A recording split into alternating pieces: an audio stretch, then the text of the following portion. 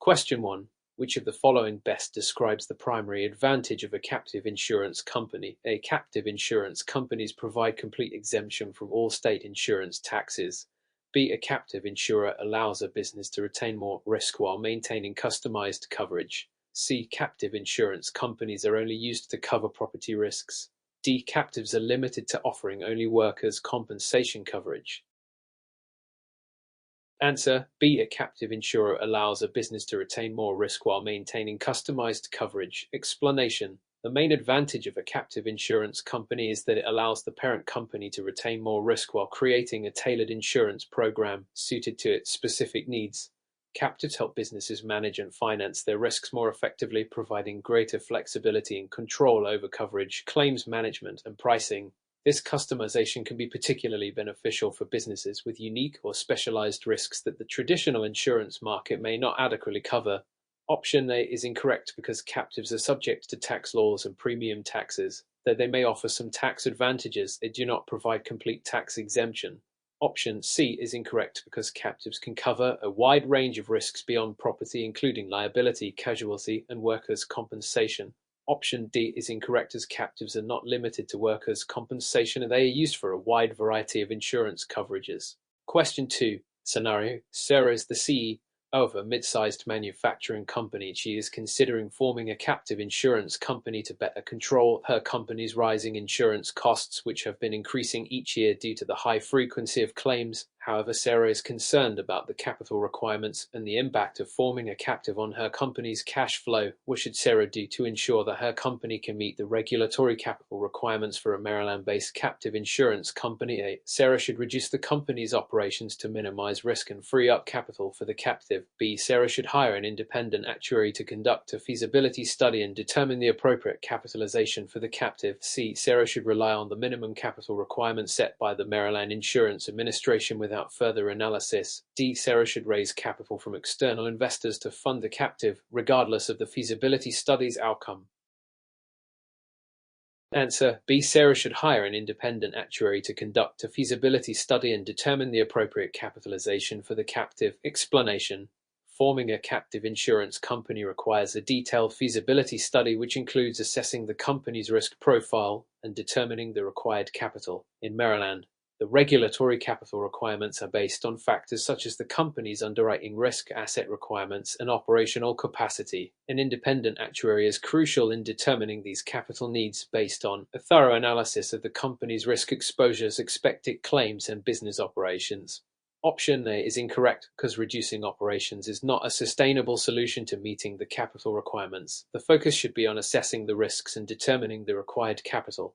Option C is incorrect as Maryland requires a feasibility study to ensure that the capitalization is appropriate and sustainable for the risks the captive will underwrite. Option D is incorrect because external investment in a captive should be based on the feasibility study's recommendations and capital raising should align with the company's risk management goals. Question 3. Which of the following best describes the taxation of a Maryland-based captive insurance company? A. Maryland imposes no premium taxes on captives, but they are subject to federal tax regulations under IRS Section 831. B. Captives in Maryland are subject to both state and federal taxation on their premiums, with special consideration for micro-captives under IRS Notice 201666. C. Captive insurance companies in Maryland only pay taxes on profits, with no premium taxes applicable. D. Maryland provides full tax exemptions for all captives that are registered with the Maryland Insurance Administration. Answer: B. Captives in Maryland are subject to both state and federal taxation on their premiums, with special consideration for micro-captives under IRS Notice 201666. Explanation: Maryland, like many states, imposes a premium tax on captives, and captives are also subject to federal tax rules. Maryland-based captives must comply with state premium tax requirements, and they may also qualify for certain tax exemptions or special tax treatments depending on their structure. Additionally, micro-captives, those qualifying under IRS Notice 201666, are subject to specific federal tax rules, including scrutiny over their legitimacy and the proper use of premiums. Option A is incorrect because Maryland does impose premium taxes on captives, though there may be exceptions or special rules for certain types of captives. Option C is incorrect because Maryland imposes premium taxes in addition to taxes on profits. Option D is incorrect as Maryland does not provide full tax exemptions for all captives. The taxation varies based on the type and structure of the captive insurance company. Question 4. Which of the following is true regarding the financial reporting requirements for captive insurance companies in Maryland? A. Captive insurers in Maryland are not required to submit annual financial statements unless they are publicly traded. B. Captives must follow generally accepted accounting principles (GAAP) for all financial reporting, regardless of their size. C. Captive insurers in Maryland must submit annual financial statements and comply with specific reporting standards set by the Maryland Insurance Administration (MIA). D. Captives are only required to submit financial statements when they reach a certain size threshold. Answer: C. Captive insurers in Maryland must submit annual financial statements and comply with specific reporting standards set by the Maryland Insurance Administration (MIA). Explanation: Maryland requires captive insurers to submit annual financial statements in accordance with specific regulatory standards. The Maryland Insurance Administration (MIA) sets forth these reporting requirements, ensuring captives adhere to certain financial standards, such as the use of GAAP or other applicable reporting frameworks for solvency and transparency. These reports are crucial for assessing the financial health and solvency of captives. Option A is incorrect because all captives, regardless of being publicly traded or not, are required to submit annual financial statements. Option B is incorrect because while GAAP is commonly followed, captives may also comply with other reporting standards, such as statutory accounting principles (SAP), depending on the structure of the captive. Option D is incorrect because captives must report annually irrespective of their size. Question 5. Scenario: Mike is the risk manager for a large corporation that is considering forming a captive insurance company. The company has had difficulty securing affordable coverage for its property and casualty risks due to its high-risk profile.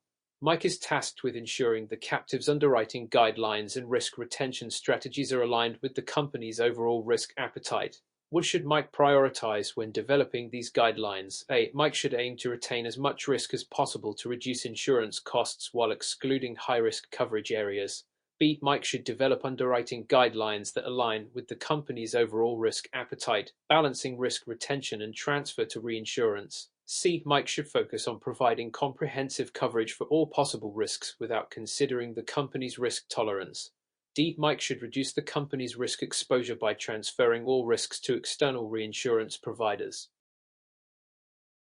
Answer: B. Mike should develop underwriting guidelines that align with the company's overall risk appetite, balancing risk retention and transfer to reinsurance. Explanation: Mike must develop underwriting guidelines that balance the company's desire to retain risk with its ability to manage that risk. This means aligning the underwriting approach with the company's risk appetite, which involves identifying acceptable levels of risk and transferring excess risk to reinsurance as necessary. Captive insurers should aim to provide coverage for risks the parent company is willing to manage while using reinsurance to protect against catastrophic losses. Option A is incorrect because retaining too much risk or excluding coverage for high-risk areas could leave the company vulnerable to larger losses. Option C is incorrect because offering comprehensive coverage without considering risk tolerance could lead to overexposure and financial instability. Option D is incorrect because transferring all risks to reinsurance would defeat the purpose of forming a captive, which is to retain risk within the organization. Question 6. What is the primary purpose of a feasibility study when forming a captive insurance company in Maryland? A. To assess the potential investment return on the captive's capital. B. To determine whether the business can meet the minimum capital requirements of the state. C. To calculate the premium tax rate applicable to the captive. D. To evaluate the tax-exempt status of the captive under federal law. Answer: B. To determine whether the business can meet the minimum capital requirements of the state. Explanation: the primary purpose of a feasibility study is to assess the financial viability of forming a captive insurance company. It helps determine whether the business can meet the minimum capital and other regulatory requirements set by the Maryland Insurance Administration (MIA). This includes evaluating the risks the captive will underwrite and ensuring the business can support those risks with the necessary capital reserves and operational capacity. Option A is incorrect because the focus of a feasibility study is on risk and capital, not on investment returns. Option C is incorrect because while the study might address premium costs, it does not focus on determining the tax rate. Option D is incorrect because tax-exempt status is a separate consideration and not the primary focus of the feasibility study. Question 7. Which of the following is a requirement for Maryland-based captives in terms of governance? A. Captives must have at least one independent director who is not affiliated with the parent company. B. Captives are required to appoint a CEO who has no prior experience in insurance. C. Captives must have a minimum of 5 directors, all of whom must be executives of the parent company. D. Captives must establish an audit committee composed of external auditors only. Answer: A. Captives must have at least one independent director who is not affiliated with the parent company. Explanation: Maryland's regulations require that captive insurance companies have at least one independent director.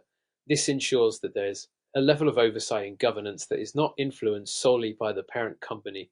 The independent director plays a key role in maintaining proper governance standards and ensuring that the captive operates in accordance with regulatory requirements. Option B is incorrect because the CEO does not need to lack prior insurance experience, rather the CEO must have adequate expertise to manage the captive's operations. Option C is incorrect because Maryland does not require a minimum of 5 directors and the directors do not need to all be executives of the parent company. Option D is incorrect because captives are required to have a governance structure, but there is no requirement that the audit committee must consist solely of external auditors. Question 8. What is a key characteristic of a protected cell captive? A. It operates as a single legal entity with a separate portfolio for each parent company. B. It allows for multiple unrelated entities to pool their risks under a single insurance entity while maintaining distinct financial segregation. C. It only insures the risks of the captive's parent company with no external participants allowed. D. It is restricted to insuring property risks only and cannot cover liability or casualty.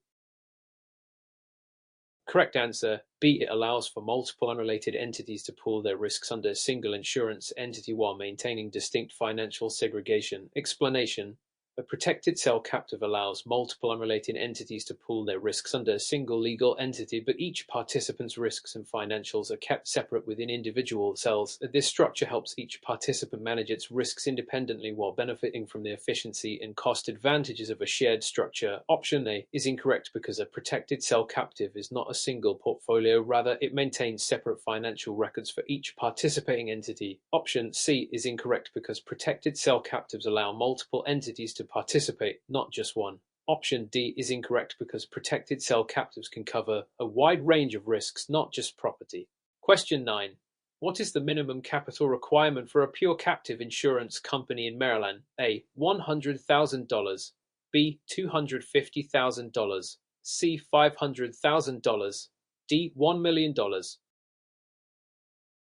Answer: B. $250,000. Explanation: Maryland requires a minimum capital of $250,000 for pure captive insurance companies. This amount ensures that the captive can meet its financial obligations and maintain solvency.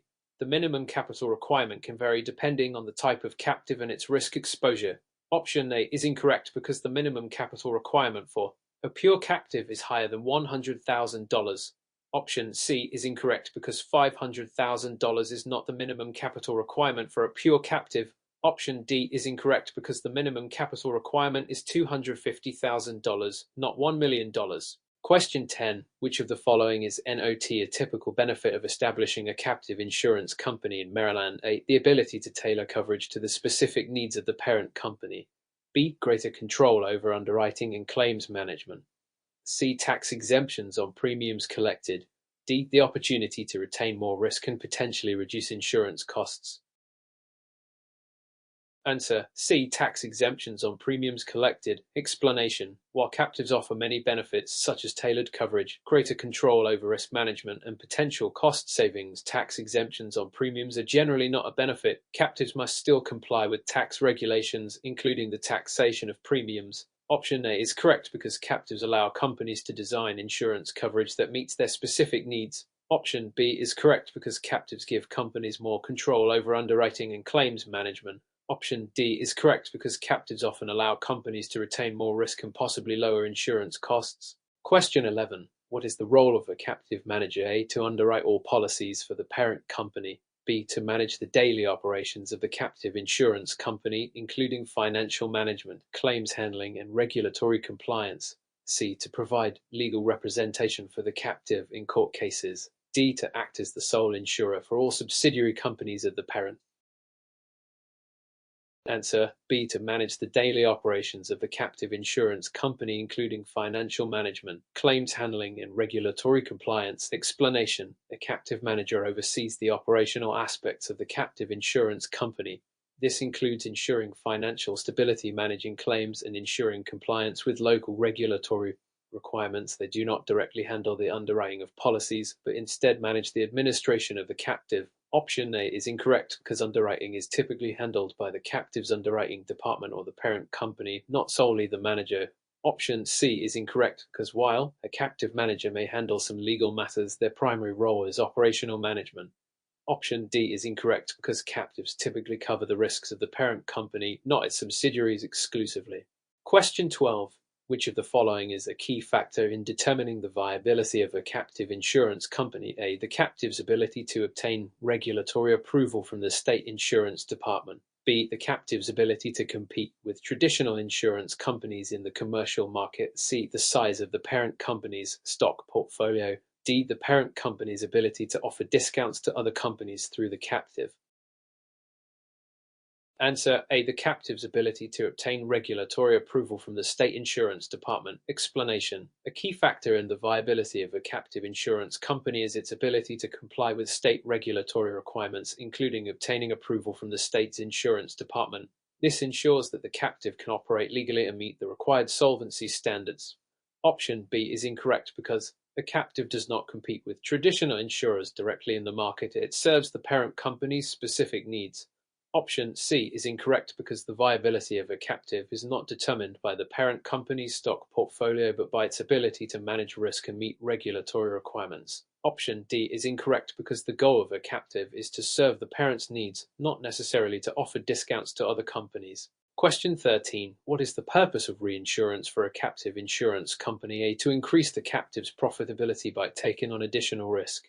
B. To reduce the captive's exposure to large or catastrophic losses by transferring some risk to another insurer. C. To ensure that the captive is not subject to state regulations. D. To enable the captive to offer low premiums to its parent company. Answer B. To reduce the captive's exposure to large or catastrophic losses by transferring some risk to another insurer. Explanation: reinsurance is a risk management tool that allows a captive insurance company to transfer a portion of its risk to another insurer. This is done to protect the captive from large or catastrophic losses that could exceed its capacity to cover. Option A is incorrect because reinsurance is not about taking on more risk. It's about transferring risk. Option C is incorrect because reinsurance does not exempt a captive from state regulations, it simply helps manage risk. Option D is incorrect because reinsurance does not directly impact the captive's ability to offer low premiums. Question 14. Which of the following is true about the operation of a rental captive? A. It is formed to insure only the risks of its owner, who is typically an insurer. B. It is a type of insurance company that rents its insurance capacity to other companies for a fee. C. It insures the risks of unrelated third parties and operates like a traditional commercial insurer. D. It does not have to follow state regulations because it is privately owned. Answer B. It is a type of insurance company that rents its insurance capacity to other companies for a fee. Explanation: a rental captive is a type of captive insurance company where one or more entities rent the captive's insurance capacity. These companies do not have to form their own captive but can participate in a captive structure by paying a fee. It allows smaller companies to benefit from the advantages of captive insurance without the need to fully establish their own captive.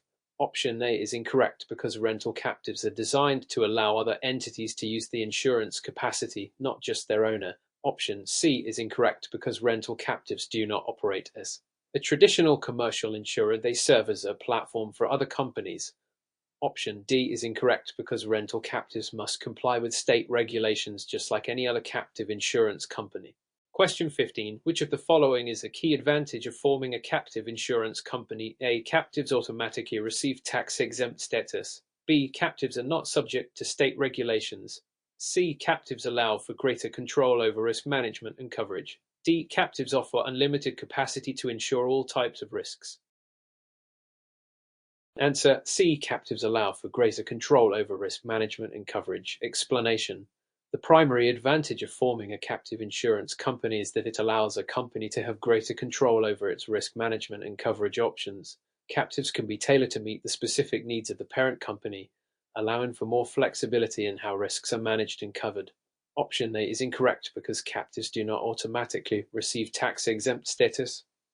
Option B is incorrect because captives must adhere to state insurance regulations. Option D is incorrect because captives do not offer unlimited capacity. They are limited by their own resources and reinsurance arrangements. Question 16. What is the main regulatory body overseeing captive insurance companies in Maryland? A. The Maryland Insurance Administration (MIA). B. The Maryland Department of Finance (MDF). C. The Maryland Department of Risk Management (ARM). D. The Maryland Risk Transfer Bureau. Answer A. The Maryland Insurance Administration (MIA). Explanation: the Maryland Insurance Administration (MIA) is the primary regulatory body responsible for overseeing captive insurance companies in the state.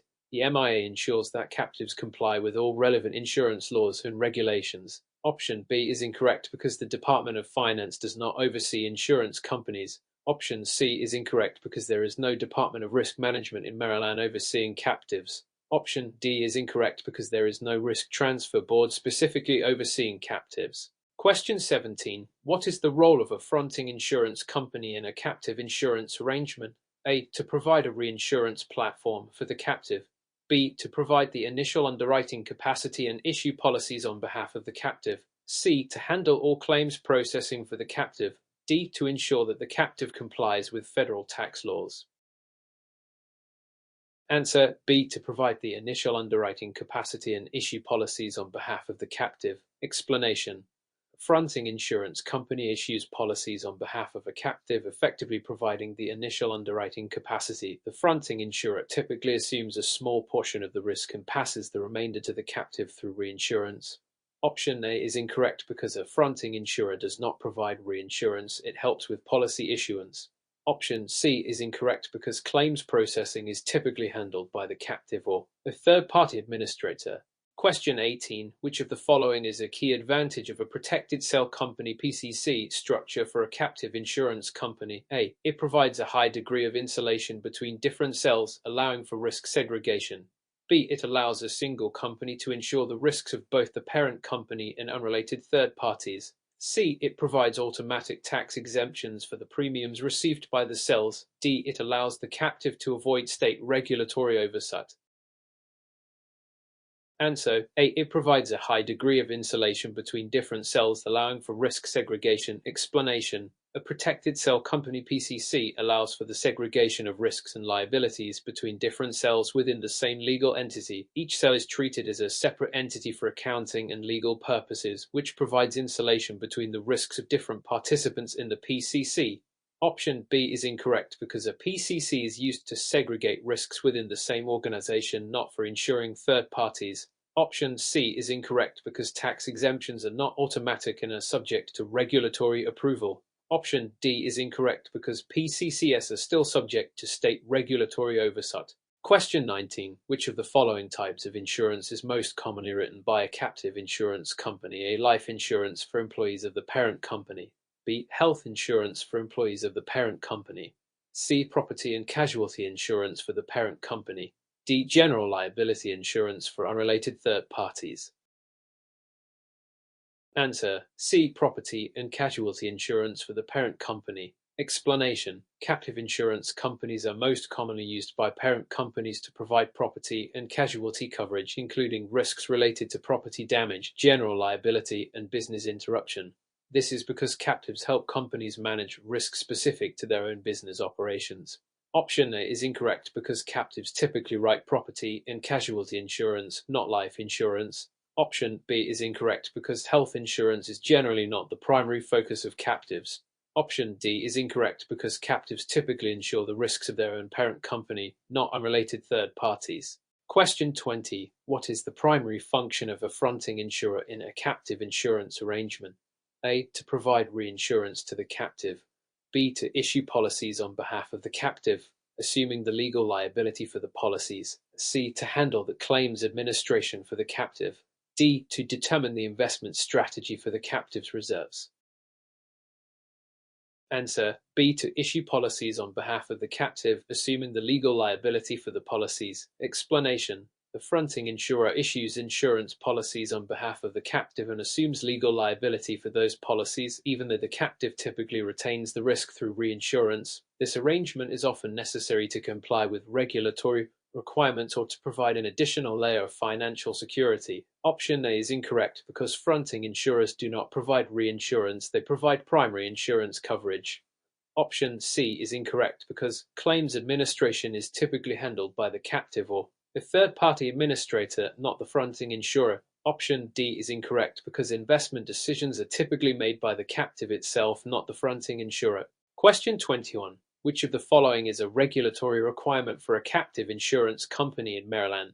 A. The captive must be licensed by the Maryland Insurance Administration. B. The captive must maintain a minimum surplus of $10 million. C. The captive must insure risks of at least 5 unrelated parties. D. The captive must meet federal regulatory requirements but not state laws. Answer: A. The captive must be licensed by the Maryland Insurance Administration. Explanation: captive insurance companies in Maryland must be licensed by the Maryland Insurance Administration (MIA) before they can operate. This ensures that captives meet the necessary legal and regulatory standards to operate in the state. Option B is incorrect because the minimum surplus requirement can vary based on the type of captive. Option C is incorrect because captives are typically formed to insure the risks of their parent company or affiliated entities, not unrelated parties. Option D is incorrect because captives are subject to both state and federal regulations. Question 22. Which of the following describes a risk retention group, or a group of unrelated companies that pool their risks and create a single captive insurer? B. A captive insurer that is owned by a single entity to insure its own risks. C. A group of individuals who pool their resources to purchase life insurance. D. A group of companies that collectively retain liability risks for their members and are chartered under federal law. Answer: D. A group of companies that collectively retain liability risks for their members and are chartered under federal law. Explanation: a risk retention group (RRG) is a type of captive insurer formed by a group of companies that have similar liability exposures and decide to pool their resources to insure these risks. RRGs are chartered under federal law and are regulated by the states in which they are domiciled. Option A is incorrect because it describes a different type of captive insurance arrangement. Option B is incorrect because a risk retention group is formed by multiple entities, not just one. Option C is incorrect because risk retention groups are focused on liability risks, not life insurance. Question 23. What is the purpose of a captive insurance company's cell-ECA protected cell company PCC structure? A. To pool the risks of unrelated companies and share premiums. B. To provide a separate account for each participant's risks and liabilities. C. To hold the parent company's capital and investments in a single location. D. To insure the risks of the parent company's employees. Answer: B. To provide a separate account for each participant's risks and liabilities. Explanation: in a protected cell company PCC, each cell's is a separate account designed to isolate the risks and liabilities of different participants. This structure allows each participant to share the costs and benefits of the PCC while protecting their assets and liabilities from those of other cells. Option A is incorrect because the cells do not pool the risks. They segregate them. Option C is incorrect because capital and investments are not isolated in a cell but rather in the PCC structure as a whole. Option D is incorrect because cells are used to isolate risks, not specifically to insure employees. Question 24. Which of the following best describes the process of self-insurance? A. A company creates a captive insurance company to cover its risks. B. A company chooses to cover its own losses instead of purchasing insurance from an external provider. C. A company pools its risks with other companies to reduce costs. D. A company buys insurance policies from a third-party insurer at a discounted rate. Answer: B. A company chooses to cover its own losses instead of purchasing insurance from an external provider. Explanation: self-insurance involves a company retaining the financial responsibility for certain risks rather than transferring them to an external insurance provider. This approach is often used for predictable, low-severity risks. Option A is incorrect because creating a captive insurance company is a more formal structure than self-insurance. Option C is incorrect because pooling risks with others is typically part of a captive or group insurance arrangement, not self-insurance. Option D is incorrect because purchasing insurance is not the same as self-insuring. Question 25. Which of the following is a disadvantage of forming a captive insurance company? A. Limited control over underwriting practices. B. High upfront capital requirements and ongoing operational costs. C. Lack of ability to tailor insurance coverage. D. Excessive regulatory flexibility. Answer B. High upfront capital requirements and ongoing operational costs. Explanation. Forming a captive insurance company involves significant upfront capital investment and ongoing operational costs, including regulatory compliance, management, and claims handling. These costs can be a barrier for some companies considering a captive. Option A is incorrect because captives allow for greater control over underwriting practices. Option C is incorrect because captives offer the ability to tailor insurance coverage to the specific needs of the parent company. Option D is incorrect because captives must comply with strict regulatory requirements, not excessive flexibility. Question 26. Which of the following is the primary benefit of using reinsurance in a captive insurance company? A. To reduce the regulatory oversight of the captive. B. To share or transfer risk that exceeds the captive's capacity. C. To increase the profitability of the captive by accepting more risk. D. To eliminate the need for underwriting in the captive. Answer B. To share or transfer risk that exceeds the captive's capacity. Explanation. Reinsurance is used in captive insurance to share or transfer risk that exceeds the captive's financial capacity. It allows the captive to limit its exposure to large losses and maintain solvency. Option A is incorrect because reinsurance does not reduce regulatory oversight. Option C is incorrect because reinsurance helps manage risk, not increase it. Option D is incorrect because underwriting is still necessary in a captive insurance arrangement even when reinsurance is used. Question 27. What is the primary purpose of a risk retention group RIDIA? To provide insurance to members for a broad range of commercial risks. B. To allow businesses to share risk across unrelated industries. C. To provide liability insurance coverage for its members who have similar risks. D. To offer reinsurance services to other captives. Answer C. To provide liability insurance coverage for its members who have similar risks. Explanation. A risk retention group (RRG) is a group of businesses with similar liability risks that come together to self-insure these risks. RRGs are commonly used for liability coverage and are formed to address specific needs such as professional liability rather than for broad commercial risks. Option A is incorrect because RRGs typically focus on liability insurance, not a broad range of commercial risks. Option B is incorrect because RRGs are formed by members with similar risks, not unrelated industries. Option D is incorrect because RRGs do not offer reinsurance services. Question 28. What is the capitalization requirement for a captive insurance company in many domiciles? A. The captive must have a minimum of $1 million in capital. B. The captive must be able to meet regulatory solvency requirements, often based on the type of business. C. The captive must be able to demonstrate profitability within the first 2 years. D. The captive must invest in government bonds to meet capitalization requirements. Answer B. The captive must be able to meet regulatory solvency requirements, often based on the type of business. Explanation. Regulatory authorities generally require captives to maintain sufficient capital to meet solvency requirements. These requirements vary by jurisdiction and depend on the type of risks the captive insures, as well as the size and complexity of the operation. Option A is incorrect because the required capital varies by domicile and risk type, and $1 million is not a fixed requirement. Option C is incorrect because there is no set rule that requires a captive to be profitable within the first 2 years. Option D is incorrect because there is no standard requirement for captives to invest in government bonds. Question 29. What type of risk does a captive insurance company most commonly insure for its parent company? A. Political risk.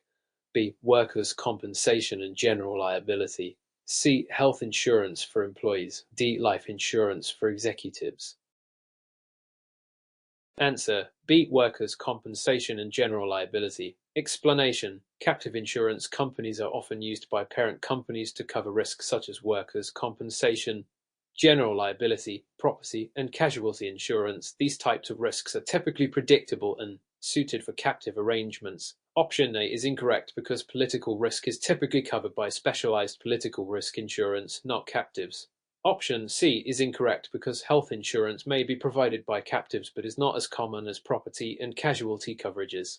Option D is incorrect because life insurance for executives is often purchased through traditional insurance carriers. Question 30. Which of the following is an example of an external risk that a captive insurance company might cover for its parent company? A. Risk of fire damage to company property.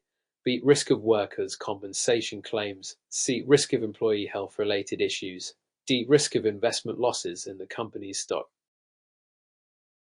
Answer: A. Risk of fire damage to company property. Explanation: external risks like property damage from fire or natural disasters are common for captives to cover. These risks are external to the company's internal operations but are essential to mitigating the insurance process. Option B is incorrect because workers' compensation, while an external risk in some respects, is typically an internal business risk. Option C is incorrect because employee health insurance, while relevant, tends to be a more internal benefit program. Option D is incorrect because investment losses in stock would typically fall under financial risk management rather than being covered by a captive insurance company.